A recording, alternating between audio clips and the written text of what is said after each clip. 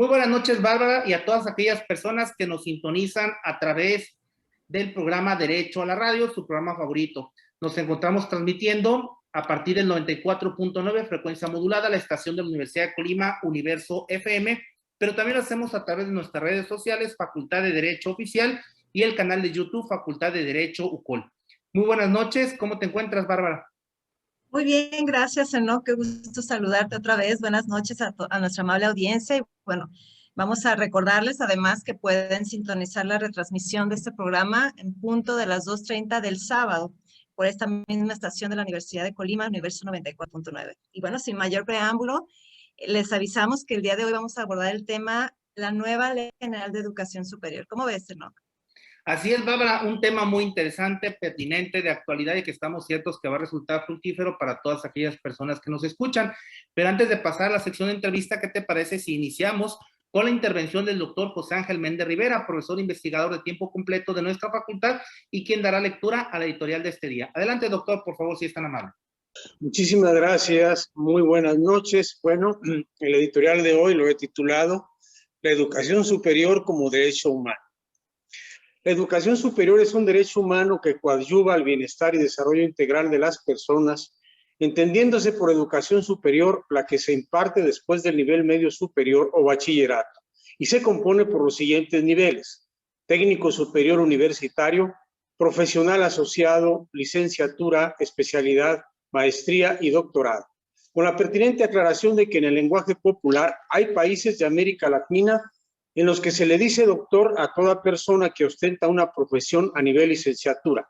En el caso de México, se usa de manera genérica la denominación de doctor para quien ostenta la licenciatura en medicina, aun cuando no posea el doctorado. En el anterior contexto, se debe señalar que existen instrumentos internacionales y nacionales que reconocen el derecho a la educación superior como derecho humano. Entre los instrumentos internacionales destacan la Convención Americana sobre Derechos Humanos y la Declaración Mundial sobre la Educación Superior en el siglo XXI.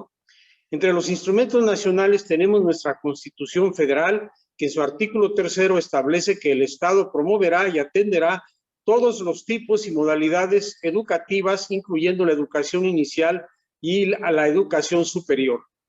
Para los expertos en Derecho Internacional de la Educación Superior como derecho humano, dicha educación comprende el principio de que debe ser igualmente accesible para todos sobre la base de la capacidad de cada persona, lo que implica que no debe tener más límite que los requisitos de la capacidad o mérito académico necesarios para cursar ese nivel de estudios, y que debe valorarse de manera objetiva, pertinente, imparcial y justa, conectando con el principio de independencia o interdependencia de los derechos humanos. En esa tesitura, el Estado debe contar con un sistema de ingreso a nivel superior en el que todas las personas tengan derecho a acceder bajo condiciones de equidad y de igualdad, por lo que se debe ser vista como un bien público y social, sin perjuicio de que la calidad que puede ofertar el mercado debe subordinarse incluso a un sistema de becas para quien, teniendo los méritos, no puede pagar. ¿Y usted qué opina? Muchas gracias por su atención. Bueno, agradecemos al doctor Ángel Méndez Rivera, profesor investigador de tiempo completo de esta Facultad de Derecho de la Universidad de Colima, por la lectura justamente de esta editorial tan pertinente para el tema que vamos a abordar. Así es, Bárbara, y que, bueno, como ya lo anunciamos desde el principio de este programa, pues abordaremos el tema, la nueva Ley General de Educación Superior, y quién mejor para abordar este tema que un invitado que conoce perfectamente del tema y que, por cierto, acaba de publicar una obra sobre el mismo, y nos referimos al doctor Arnulfo Sánchez García, quien es profesor investigador de la Universidad Autónoma de Nuevo León. Bienvenido, doctor Arnulfo, este es su programa Derecho a la Radio. Muchas gracias, doctor Enoch, muchas gracias, Bárbara. Buenas noches, es un gusto saludarlos, como siempre, un placer estar en esta prestigiosa Universidad Autónoma de Colima, de tanta tradición y solera en nuestro país, un orgullo. Gracias. Así es, doctor, bienvenido. Y bueno, vamos a iniciar con el planteamiento de preguntas. Bárbara, ¿qué te parece? Gracias, sí. Bueno, resulta interesante empezando por distinguir y sobre todo considerando que la ley de la que estamos refiriendo ahora sustituye a la anterior ley de coordinación para la educación superior. No sé si nos pueda compartir en términos amplios qué diferencia hay en una y la otra. Bueno, si nos vamos al concepto de ley nacional y ley general, tienen dos connotaciones diferentes. Esto es, una ley nacional tendría que ser aplicada de manera única, de manera unificada, y la ley general, por el contrario, pareciera un marco jurídico abanico, un marco jurídico sombrilla, que está perfectamente vinculada con todas las legislaciones estatales y municipales en la materia. Esto es, al hablar antes de una ley de coordinación de la educación superior, se abordaban básicamente dos cuestiones, y es una ley muy cortita por lo mismo, que era la asignación o fórmulas de asignación de recursos y la coordinación y la distribución de competencias entre los distintos entes que realizaban educación. Hoy por hoy, en la nueva ley se abordan de manera ya mucho más detallada todos los componentes del sistema educativo de educación superior, la coordinación o la integración de este sistema al sistema de educación nacional, y en general, bueno, pues también todos los aspectos relativos al financiamiento, pero también derechos de estudiantes, titulación, entre otras circunstancias mucho más amplias. Es decir, esta nueva ley general verdaderamente lo que hace es crear ya a nivel detallado un sistema de educación general, de educación superior bien planteado, bien armado, bien estructurado, que no deja dudas interpretativas, pero que obviamente tendrá que ser complementado con normativa a través de reglamentos, normas oficiales, circulares, entre otro tipo de normativa administrativa, ¿no? Pero creemos que sí hay mucha diferencia. Ahora, doctor, ¿qué debemos entender por educación superior y por qué la importancia de la participación de la federación, los estados y los municipios? Muy buena pregunta, muchas gracias, doctor. Bueno, por educación superior entendemos toda, así en lenguaje muy sencillo, toda aquella que se imparte después del bachillerato, es decir, de la media superior. Esto quiere decir que todos los sectores o los niveles educativos que requieren ciertas habilidades y competencias, porque precisamente preparan a la persona, hombres y mujeres, para un ejercicio profesional, y requieren una habilitación especial por el Estado para ejercerla. ¿Por qué? Porque se espera que un profesionista tenga un conocimiento pues mínimo, mínimo y amplio para poder desempeñarse en este sector. Entonces, y para ello se tiene que cumplir cierta normativa a través del cual el Estado, al regular ese tipo de actividades, también regule la educación que da pie a ello. Entonces, esto nos lleva a ver la distribución precisamente entre los distintos ámbitos competenciales en la materia, que es la federación, los estados y los municipios. Y básicamente la misma constitución, pero la Ley General de Educación Superior, la nueva, la anterior también lo tenía, una distribución desde dos puntos de vista. Un punto de vista competencial, es decir, que existe una habilitación legal para que municipios, estados y la propia federación oferten a través de sus instituciones este tipo de educación superior, pero también desde un punto de vista del financiamiento, que tiene que ver con los recursos que aportan la federación de manera concurrente con el Estado y también algunos municipios. Esto está desde luego muy coordinado con la faceta que tienen las universidades públicas, sobre todo las autónomas por ley, para generar ingresos propios, no solamente a través de cuotas escolares, que ahora, y como veremos más adelante, esto va a cambiar radicalmente, pero también tiene que ver con la venta de ciertos bienes y servicios, por ejemplo, estudios, patentes, usos de marca, entre otras conceptos que pueden generar este ingreso propio y que nos lleva a esa necesidad, ¿verdad? De distribuir en esos tres niveles esa concurrencia competencial. Sí, doctor, ¿nos puede compartir cómo es la participación del sector social y privado en la Ley General? Sí, cómo no. Bueno, por un lado está la educación, que es directamente, o el servicio de educación que es directamente financiado y ofrecido por los distintos niveles de gobierno. Cuando hablamos del Estado, del ámbito público, para llamarlo de esa manera, vemos que se tiene un financiamiento del orden público, hay un presupuesto que se asigna, pero desde luego las universidades, sobre todo las universidades autónomas por ley, como es la Universidad Autónoma de Colima, la Universidad Autónoma de Nuevo León y todas las autónomas tienen la potestad de generar ingresos propios. Entonces, sí tienen esa posibilidad, o tenían hasta este momento esa posibilidad de generar algún ingreso no solamente por cuotas escolares, sino también por venta de bienes y servicios, estudios, etcétera, ¿no? Entonces, esa es una manera en que se participa. Luego está la educación privada. A ver, un dato no de educación superior, sino de educación en general, de todo el sistema educativo. El 90% de los mexicanos estudian a lo largo de su vida en algún momento dado en una institución de educación pública. Es decir, el sistema más grande, la participación mayoritaria en nuestro país de la educación, desde luego es pública completamente. Sin embargo, esa otra parte, o las universidades privadas que se les llama, desde luego que tienen una participación en la oferta educativa a través, desde luego, de alguna remuneración desde el ámbito privado, es decir, los alumnos pues pagan por el servicio, aunque la nueva Ley General de Educación Superior reconoce las universidades de corte también comunitario, es decir, que tienen o que organizan las comunidades al interior de ellas para poder ofertar esta clase de servicios, que ahí tiene unas connotaciones también especiales. Sin embargo, debo decir finalmente que la educación privada a nivel superior es algo que está constitucionalmente reconocido por el artículo 3º constitucional, pero también por el artículo 5º, ¿no? Que tiene la garantía de libertad de industria, ¿no? De tal manera que puede dedicarse un particular a la impartición siempre y cuando esté debidamente autorizada y cumpla con los requisitos de la Ley General de Educación Superior para poder, y de la Ley General de Educación, de manera correlativa o supletoria para poder ofertar ese sistema educativo. Inclusive se establecen algunos estándares mínimos, sanciones, procedimientos, etcétera, para cuando no se cumpla con la normativa.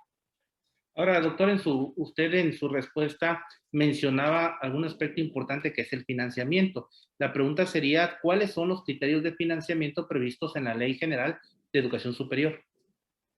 Este punto preocupa un poco, es muy buena pregunta, no preocupa un poco, preocupa muchísimo, porque la Ley General de Educación Superior establece el principio de gratuidad y el principio de obligatoriedad. Son dos cuestiones que van muy hiladas.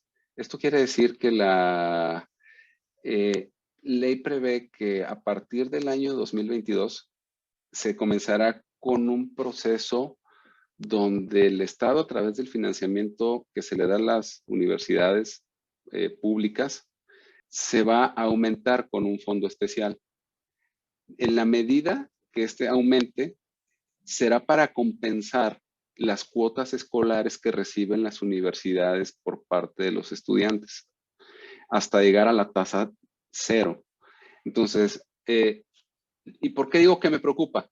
Porque dice cuándo empieza, pero no dice cuándo termina, ni establece parámetros temporales más o menos asimilables. Entonces, la dificultad de esto es que nos dan derecho a la educación, o tenemos el derecho a la educación superior gratuita, pero también se habla de este principio de la gradualidad en la migración a ese derecho, y no nos dicen cuándo se va a satisfacer. Entonces disculpe que lo diga así, pero es un derecho reconocido, pero pues de un cumplimiento diferido. A mí no me parece, bueno, es que tampoco hay de otra, pero no me parece que nos digan, tienes un derecho, pero se te va a cumplir pues cuando haya dinero para cumplirlo, ¿no? Entonces eso es lo único que me preocuparía, la fórmula. Esperemos que el Estado, la Federación sobre todo, y los estados que tienen una participación importantísima en la educación superior, tengan y hagan lo suyo, lo que tienen que hacer para lograr este mandato de ley. Mientras tanto, ahorita, hoy por hoy, las cosas siguen más o menos igual. Doctor, muchísimas gracias. La verdad es que al compartirnos su experiencia y la información que usted tiene tan relevante sobre esta nueva Ley General de Educación, pues nos permite también darnos cuenta de los retos que se avecinan, ¿no? Agradecemos al doctor Arnulfo Sánchez García, profesor investigador de la Universidad Autónoma de Nuevo León. Y bueno, continuamos con el programa. Le damos la bienvenida al licenciado Francisco Javier Mayoral Flores. Recordemos, él es responsable del bufete jurídico de la Facultad de Derecho, que además el día de hoy nos va a compartir el tema la pensión alimenticia de los mayores de edad. Y efectivamente pasamos ahora a la sección del bufete jurídico con el licenciado Francisco Mayoral. Bienvenido, licenciado.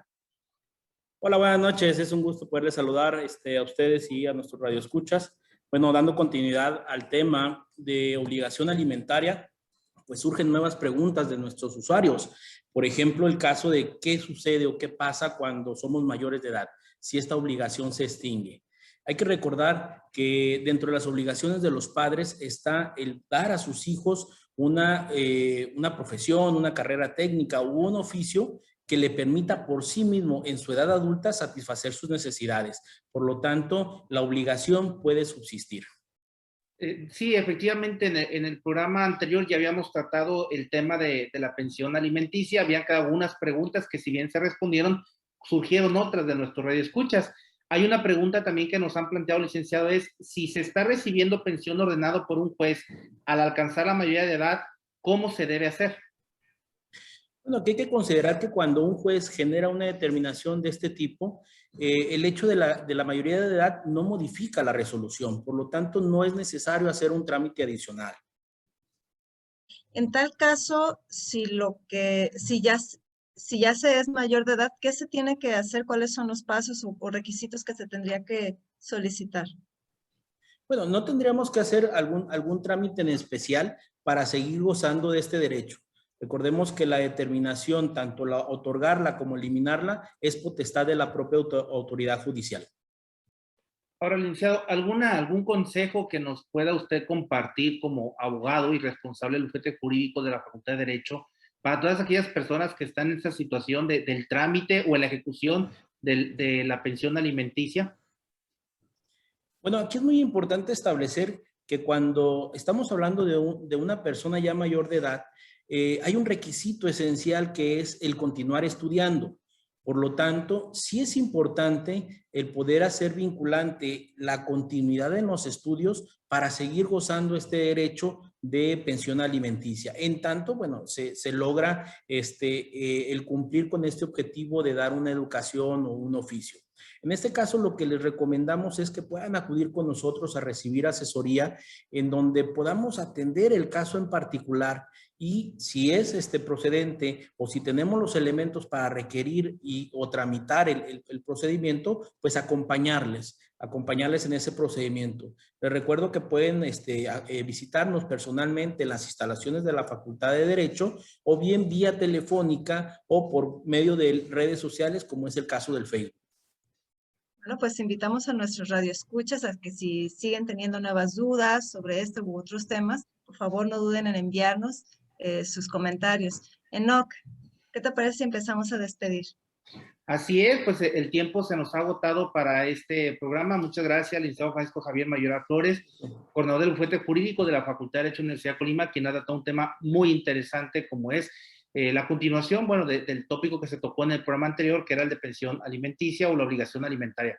Muchas gracias, licenciado Mayoral. Y bueno, Bárbara, como bien lo señalas, hoy tuvimos un programa muy interesante. Abordamos primero la editorial con el doctor Méndez Rivera, tuvimos como invitado también al doctor Arnulfo Sánchez García con el tema la nueva Ley General de Educación Superior y cerramos con el tema de obligación alimentaria. Fue un muy buen programa que creemos va a ser de mucho provecho para todos nuestros radioescuchas y como acertadamente lo señalas, pues el tiempo se ha agotado. Vamos a despedir, si estás de acuerdo, este programa Derecho a la Radio, no sin antes, pues recordar a todas aquellas personas que nos sintonizan, que sigan esta frecuencia del 94.9, la estación de la Universidad de Colima, y agradecemos, Bárbara, pues a todas aquellas personas que están detrás del micrófono, detrás de la imagen, y que gracias a ellas este programa pues es posible. El doctor José Ángel Méndez Rivera, la doctora Jessica Romero, el maestro Nelson Ocon, la licenciada Alejandra García, la licenciada Reina Andrade, el licenciado Francisco Mayoral, la doctora Ariana Sánchez, pero sobre todo, Bárbara, como siempre decimos, gracias a todos nuestros radioescuchas que hacen posible este programa. Sí, nos vemos después y recuerden que pueden sintonizar nuevamente este programa el sábado en punto de las 2:30 horas en el 94.9 de la Universidad de Colima. Así es, Bárbara, en la retransmisión y nos vemos como siempre todos los miércoles en punto de las 20 horas en ese programa Derecho a la Radio. Muy buenas noches.